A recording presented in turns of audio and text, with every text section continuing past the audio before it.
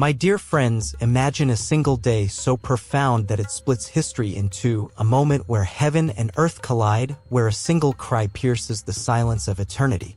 That day was a Friday in Jerusalem, a day when the skies wept, the earth trembled, and a Roman centurion, hardened by battle, stood face to face with the mystery of God's love.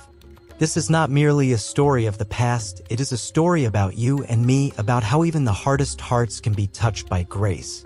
Let us journey together to Golgotha, to the foot of the cross, and witness the transformation of a man named Longinus, whose life was forever changed by the one he was sent to crucify. Beloved brothers and sisters, let us begin by stepping into the world of Longinus, a Roman centurion, a man forged in the fires of discipline and war. To be a centurion in the Roman Empire was no small thing. These were men of iron will, commanding cohorts of over 100 soldiers, respected for their courage, feared for their ruthlessness.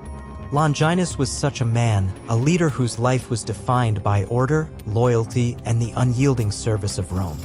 His hands had wielded swords, his eyes had seen death without flinching, and his heart had grown accustomed to the weight of duty.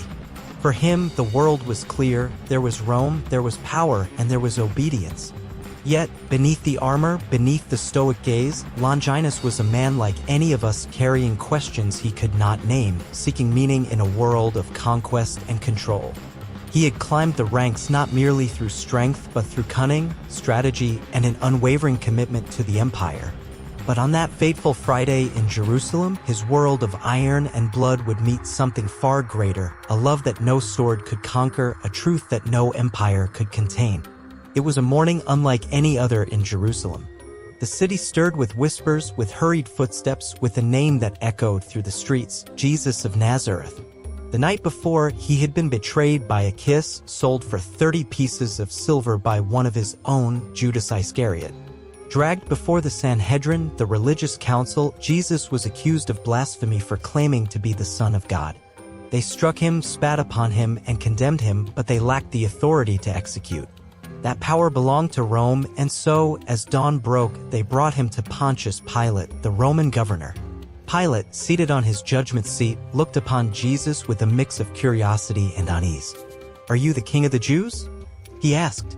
Jesus replied, with a calm that unsettled the air, "You have said so." The accusations piled high: sedition, rebellion, blasphemy, but Jesus remained silent. Pilate, a man accustomed to the desperation of the condemned, was astonished. "Do you not hear the charges against you?" he pressed. Yet Jesus offered no defense, no plea, only a serenity that seemed to transcend the chaos around him. A message arrived from Pilate's wife: "Have nothing to do with this righteous man, for I have suffered greatly in a dream because of him." Pilate's unease grew. He sensed something beyond his control, a mystery unfolding before him. In an attempt to escape the dilemma, he invoked the Passover custom of releasing a prisoner. He offered the crowd a choice: Jesus, called the Christ, or Barabbas, a notorious criminal. But the chief priests and elders stirred the crowd, and their voices rose as one: "Release Barabbas." Pilate, desperate, asked, "What then shall I do with Jesus?" The crowd roared, "Crucify him! Crucify him!" Pilate, seeing no way out, washed his hands before them, saying, "I am innocent of this man's blood." And with that, he handed Jesus over to be crucified. The soldiers led Jesus into the praetorium, and Longinus, as was his duty, stood watch. He had overseen countless executions, each one a grim routine. But this was different. The man before him did not curse, did not resist, did not beg. The soldiers, in their cruel sport, stripped Jesus of his garments, tied him to a pillar, and began to scourge him. The whip tore into his flesh, each lash a wound, yet he bore it in silence. Longinus watched, his arms crossed, his face hardened by years of war. Yet something stirred within him, a flicker of unease, a crack in the armor of his soul. The soldiers mocked Jesus, draping him in a purple robe, weaving a crown of thorns, and pressing it into his scalp. Blood streamed down his face, yet his eyes remained steady, filled with a peace that defied the brutality. They placed a reed in his hand, a mockery of a scepter, and knelt before him, jeering, "Hail, King of the Jews." They spat on him, struck him, and laughed. Longinus did not join in. For the first time, he felt a pang of disquiet, not at the violence he had seen worse, but at the dignity of the man enduring it. As they stripped the robe and led him to Golgotha, Longinus followed, his heart wrestling with questions he could not yet voice. Who was this man? Why did he not fight back? And why, in the midst of such suffering, did his face show not hatred, but compassion? My dear friends, picture the scene, a procession of death winding through the narrow streets of Jerusalem. Jesus, battered and bloodied, carries a cross stained with the suffering of countless others. Longinus, the centurion, leads the way, his steps firm, his face set like stone. Yet within him a storm is brewing, a storm of questions, of doubts, of something he cannot yet name. The crowd presses in, a chaotic sea of voices. Some hurl insults, others spit, while a few weep silently. Among them, a mother's heart breaks. Mary, the mother of Jesus, searches desperately for her son, guided by the disciple John. John, she pleads, help me find him. Jesus stumbles under the weight of the cross, his body weakened by torment. He falls, the heavy beam crashing upon him. The soldiers shout, get up, and lash him with their whips. Longinus watches, his heart stirred by a strange unease. This is no ordinary prisoner. There is a strength in Jesus, not of muscle or defiance, but of spirit and unbroken resolve that seems to defy the cruelty surrounding him. Mary and John push through the crowd just as Jesus falls a second time. Mary collapses beside him, her trembling hands reaching out, her voice breaking, my son, I am here. Jesus, his face smeared with blood, looks at her with love and whispers, Mother, behold, I make all things new. These words, spoken in agony, are not mere comfort, they are a prophecy, a promise of redemption. The cross grows heavier, and Jesus falls a third time. His strength is gone, his body broken. The soldiers grow impatient, and Longinus, ever practical, seizes a passerby, Simon of Cyrene, and commands, carry his cross. Simon hesitates, but as he lifts the beam, Jesus' eyes meet his, not with resentment, but with gratitude. Longinus is struck by this. Even in his suffering, this man offers thanks. As the procession continues, women in the crowd wail for Jesus. He turns to them, his voice faint but firm. Daughters of Jerusalem, do not weep for me, but for yourselves and your children. Longinus hears these words, and something within him shifts. Who is this man who, on the brink of death, thinks not of himself but of others? They reach Golgotha, the place of the skull, a barren hill reserved for those Rome wishes to erase. 3 crosses stand ready, and the soldiers set to work. Jesus is stripped once more, his wounds reopened, his body exposed to the jeering crowd. He does not resist as they stretch his arms across the beam.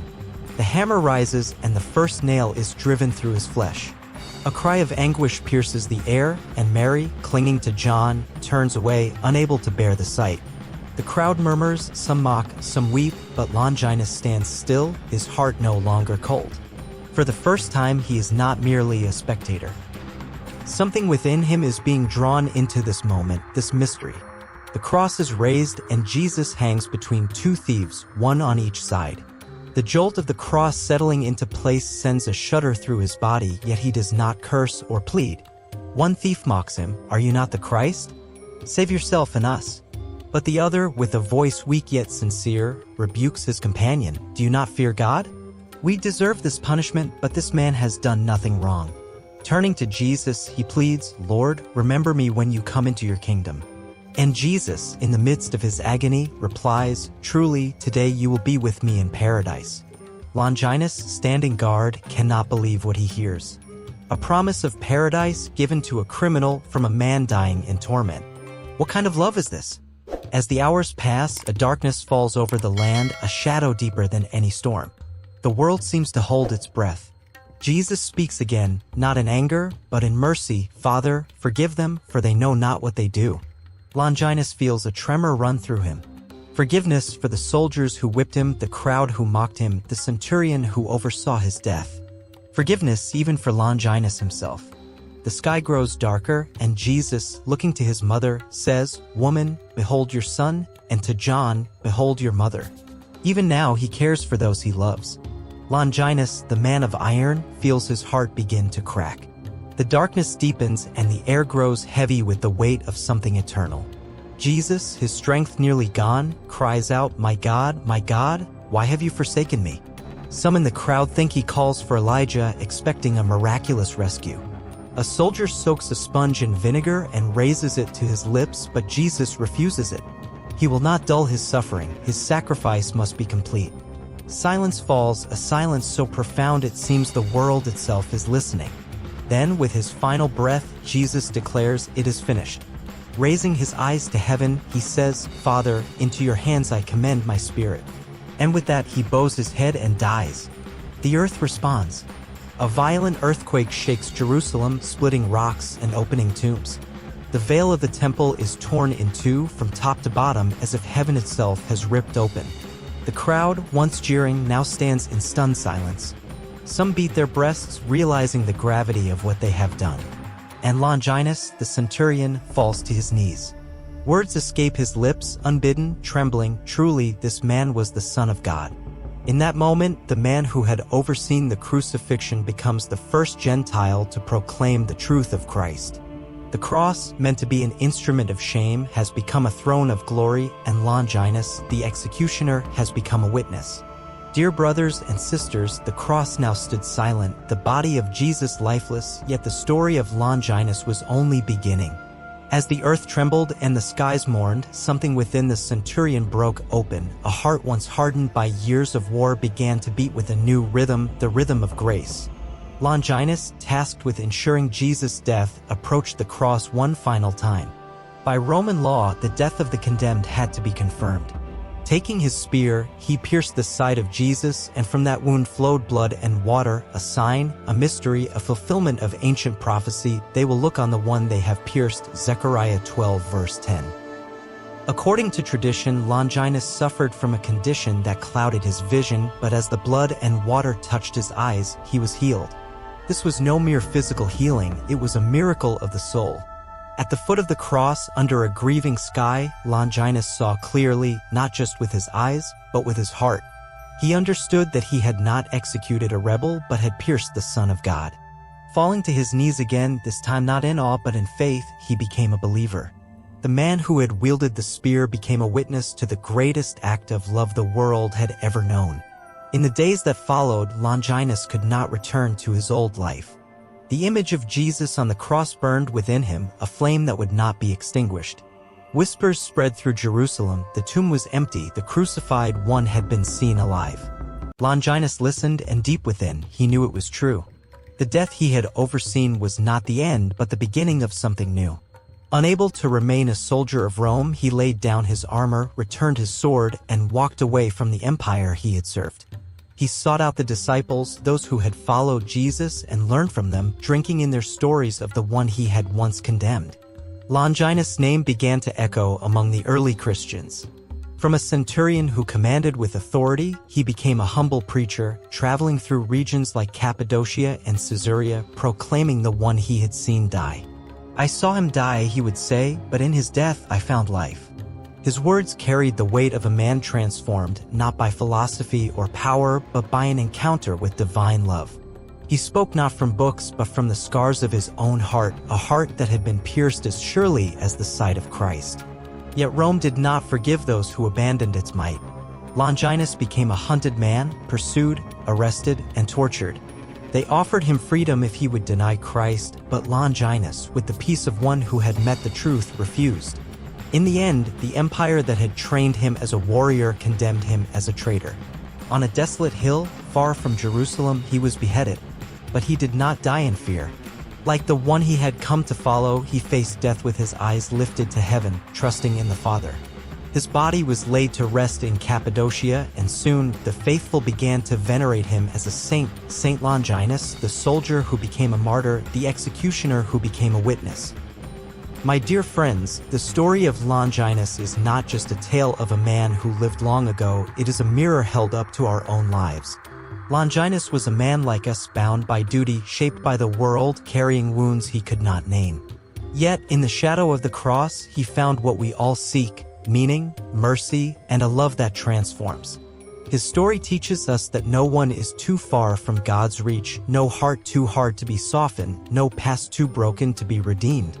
From the pierced side of Christ, blood and water still flow today, blood to redeem, water to cleanse, grace to heal. Longinus was not alone in his transformation. Think of Peter, who denied Jesus yet became the rock of the church. Think of John, James, Andrew, and the other apostles, ordinary men who, through faith, shook the foundations of empires. They carried a message that made kings tremble and temples fall, not with swords but with the power of love and sacrifice. Their story, like that of Longinus, is our story, a call to look upon the cross, to see not just suffering but salvation, not just death but life. So, I invite you, my brothers and sisters, to pause and reflect. Where are you standing today? Are you like Longinus, carrying out the duties of this world, yet feeling a stirring in your heart? Are you holding a spear of doubt, of fear, of guilt? If so, know this, the cross is not a place of condemnation but of invitation. Jesus looks upon you as he looked upon Longinus with eyes of mercy, saying, "Come, follow me." No matter your past, no matter your wounds, there is a place for you at the foot of the cross. If this story has touched your heart, share it with others. Let the world know that the love of Christ can transform even the hardest of hearts. And please, subscribe to this channel where each week we journey with the saints, not to admire them from afar, but to walk in their footsteps, to live as they lived, with courage, faith, and love. May the grace of our Lord Jesus Christ, who gave his life for us, fill your hearts. And may you, like Longinus, have the courage to lay down your spear, look upon the cross, and say, "Truly, this man is the Son of God." Amen.